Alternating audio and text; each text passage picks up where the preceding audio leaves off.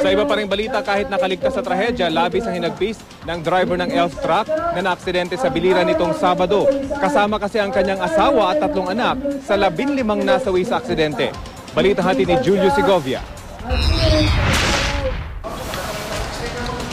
Hirap mang kumilos. Sinika pa rin ni Leonilo Rosete na magpaunlak ng panayam sa GMA News. Si Leonilo ang driver ng elf truck na naaksidente sa Biliran nitong Sabado ng gabi na ikinasawi ng 15 tao at kinasugat ng 8 iba pa. Kasalukuyan siyang nakakonfine sa Eastern Visayas Regional Medical Center sa Tacloban City. Mahirap bumangon, saka mahirap din humiga dahil masakit yung dito. Pero sa paglakad, okay, makakalakad. Yung ano lang, paghiga at saka pagbangon dahil siyempre halos lahat dito masakit. Dibdib at saka likod. Pero higit pa rito ang sakit na nararamdaman ngayon ni Leonilo. Namatay rin kasi sa aksidente ang kanyang mag-ina, kabilang ang 3 anak na sina Jonalyn, Neil at Manilyn, at may bahay na si Josephine. Kaya sa Panginoon na lang daw siya humuhugot ng lakas ng loob.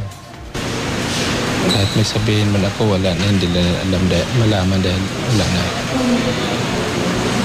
Masasabi ko lang, walang iba kung sana matulungan lang yung mga nasawian. Kahit hindi lang sa akin, pati na yung kasi yung mga kasama ko, kapatid ko, tapos may asawa at anak, nadali rin. Kasama ang ibang kaanak, pupunta raw sana sila sa lamay ng kanilang tiyahin sa bayan ng Kaibiran ng maganap ang aksidente. Nakikilamay sana kami doon sa Kaibiran, doon sa tiyahin din namin namatay. Kaya yun, nung pagdating namin doon sa malapit sa Tinago, palusong yun, doon nawalan kami ng preno. Oo, na-check ko yun. Dahil kung hindi ko na-check doon pa yun, dahil may mga palusong din doon sa amin. Bukod kay Leonilo, nakakonfine din sa ospital ang mag-inang Elena at Jeric Areglo.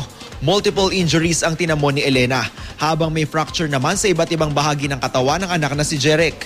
Patay rin sa aksidente ang 2 pang miyembro ng kanilang pamilya. Ayon sa doktor ng ospital, stable na ang kondisyon ng 3 pasyente.